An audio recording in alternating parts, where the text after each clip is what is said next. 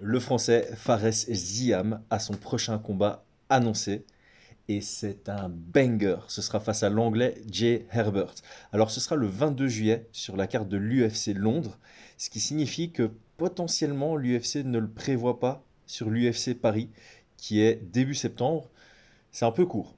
C'est un peu court, donc a priori la mauvaise nouvelle c'est que sauf victoire aisée et volonté d'enchaîner deux combats rapidement, Faresiam n'est a priori pas prévu sur l'UFC Paris.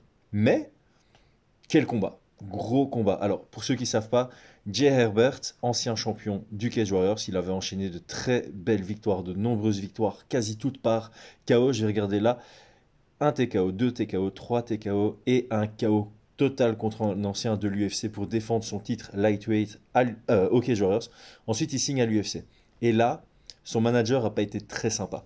Premier combat face à Trinaldo, Trinaldo qui rate la pesée. Il gère bien les deux premiers rounds, et puis il se fait mettre KO. Alors pour ceux qui ont la ref, c'est le moment où Dan Hardy s'est pris la tête avec Herb Dean. Stop the fight! Stop the fight! C'est quand Jay Herbert prend un gros KO. Herb Dean n'arrête pas le combat, et s'ensuit petite pluie de ground and pound, et puis on arrête le combat avec une belle prise de tête entre l'arbitre Herb Dean et Dan Hardy qui à ce moment-là était commentateur pour le combat et encore commentateur à l'UFC. Ensuite, le mec perd contre Rinaldo. Son prochain combat, c'est contre Renato Moicano. Il perd par soumission dans le deuxième round. Puis là, il se refait. Il gagne par KO contre Worthy. Ensuite, il accueille chez les lightweight Ilia Topuria. C'était aussi à l'UFC Londres. Il le met presque KO. Presque sur un high kick dans le premier round. On ne sait pas comment Ilia Topuria survit, mais il survit et il revient le mettre KO dans le deuxième round. Ensuite, il a un combat assez safe. Il le prend à la décision contre, comment il s'appelle? Kyle Nelson, contre le Canadien. Et puis dans son dernier combat, il fait une égalité alors qu'il était quand même vachement underdog contre Ludovic Klein. Et il fait égalité parce qu'il prend un point de pénalité dans le troisième round. En fait, il gagne 29-28, il prend les deux premiers, il perd le troisième, mais dans le troisième, il prend un point de pénalité à cause de plusieurs low kicks qui sont allés légèrement trop haut dans la coquille, et son point de pénalité l'amène à une égalité d'un combat qu'il aurait pu/dû gagner face à Ludovic Klein, ce qui est quand même une grosse performance. Et alors, ce qu'il y a d'intéressant, c'est que on voit une petite tendance chez Jay Herbert qu'on a vu un peu chez Faresiam. C'est de la volonté de se transformer en un combattant peut-être plus axé sur gagner avant de performer. Jay Herbert était quelqu'un qui venait à la limite quasi tout le temps pour le spectacle, et ça a très très bien fonctionné pour lui en dehors de l'UFC. Mais à l'UFC, il s'est rendu compte qu'il fallait mettre une priorité sur la victoire, et si on pouvait gagner avec la manière, tant mieux. Donc sur ces deux dernières sorties, on a vu un Jay Herbert un peu plus réfléchi, mesuré dans son approche, mais en termes de compétences, il est vraiment extraordinaire. Il est très grand pour la division des lightweight. Il utilise très très bien son allonge. Il a un excellent jab. Et en plus de ça, quand tu as quelqu'un de plus petit face à lui qui essaye de casser la distance, il a vraiment de très bonnes armes à mi-distance, notamment de très bons coups de genoux. Là où le bas blesse, je dirais, c'est sa lutte défensive et son grappling défensif. Et c'est ça qui est intéressant dans ce combat. C'est que Fares Ziam, quand il est arrivé à l'UFC. Donc il est arrivé à l'UFC avec deux victoires dans la promotion belge European Beatdown, que je prononce à l'anglaise. Il signe à l'UFC et là, pour moi, c'était un très bon move de son manager. À l'époque, c'était Guillaume Pelletier, si je ne dis pas de bêtises.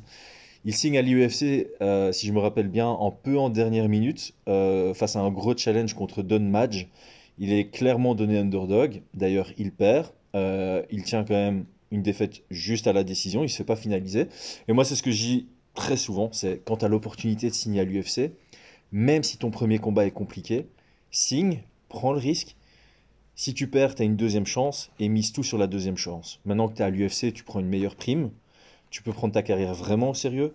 Tu peux vraiment prendre tes entraînements au sérieux. Il y a vraiment moyen de tourner un coin et mise tout sur ton deuxième combat. Et c'est ça qu'il a fait. Il a gagné contre Jamie Mullarkey. C'était à la décision. Je suis bien. C'est bien ça. J'ai Wikipédia ouvert juste à côté. Comme ça, vous n'êtes pas en train. Putain, quelle mémoire il a, Chris. Mullarkey, c'est pas n'importe qui, hein. Mullarky, c'est pas n'importe qui. Il est en train de faire un bon petit bout de chemin à l'UFC. Après ça, il gagne une deuxième fois, donc il est à 2-1. Et puis, il a sa grosse et lourde défaite contre Terence McKinney, qui a pas du tout cherché à le striker, qui l'a amené au sol, qui l'a étranglé très rapidement. Alors, comme d'habitude, les fans français, ils sont retournés face à Fares Ziam, qui pourtant était à 2 victoires pour 2 défaites à l'UFC. 2 défaites contre 2 profils très compliqués. 2 victoires contre des mecs qui méritaient leur place à l'UFC, surtout Jimmy Mullarkey. Apparemment, il était sorti de l'UFC, puis à ce moment-là, son manager c'était Ali Abdelaziz qui a réussi à lui obtenir une belle opportunité à l'UFC Paris. Et là, il accueille le champion du Cage Warriors, euh, Figlak, Michael Figlak, à l'UFC Paris. Il était underdog. Je pense que tous les analystes étaient d'accord pour le mettre underdog. Et là, on a vu un changement de niveau dans son jeu. Il a progressé de dingue. Il a appris. Il... Clairement, cette défaite l'a rendu meilleur. Cette défaite contre McKinney l'a rendu meilleur. Cette sensation, à mon avis, d'avoir presque sauté de l'UFC lui a fait prendre complètement sa carrière au sérieux. Et il est venu, il nous a surpris à tous les niveaux. Son striking a évolué de dingue. Son grappling, sa lutte ont évolué de dingue. Et donc là, on se dit, il est vraiment sur une marge de progression ultra intéressante. Alors, on le voyait comme un striker. Clairement, on le voyait comme un striker à l'UFC. C'est comme ça qu'il a vraiment obtenu ses 2 victoires de suite. Et puis Terence McKinney, qui lui était également vu comme un dangereux striker, est venu pour le lutter directement. Pour, pour rappel, McKinney, il finissait ses combats très rapidement. On le pensait être un striker parce qu'à l'UFC, il avait montré que ses points. Mais face à Fares, il avait démontré qu'à la base, c'est un lutteur. D'où la raison que cette défaite contre McKinney, pour Ziam, c'était pas du tout humiliant.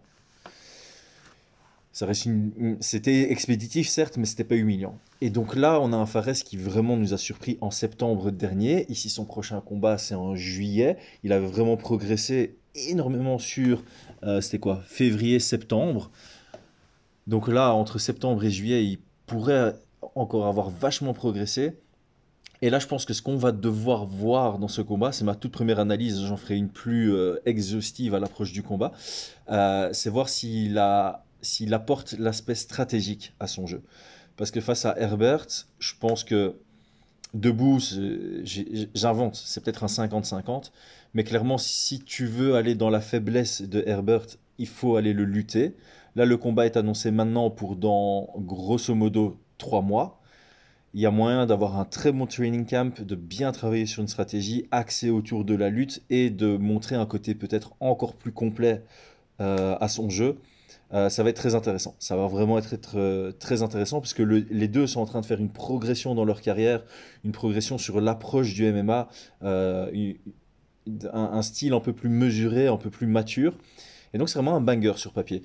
Je dis un banger parce que soit ça reste debout et c'est techniquement, ça va être très intéressant et très engagé, très technique et agréable à regarder. Soit ça va être un banger sur l'aspect stratégique. Sur l'aspect stratégique avec des game plans bien élaborés de part et d'autre.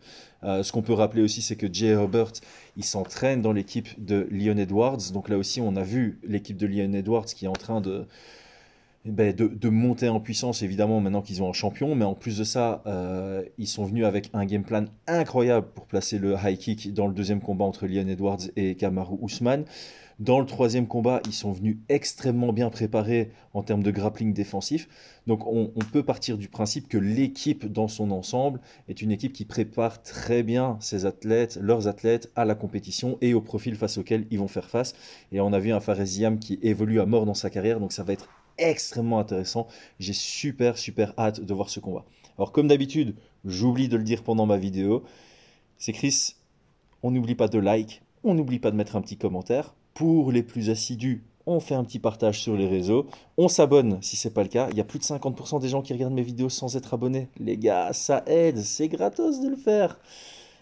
Et puis c'est tout, hein. Bonne soirée. On est le soir où il y a le Cage Warriors qui est en live. Il y a l'UFC cette nuit. Profitez. Le MMA, c'est une belle phase là. Ciao ciao.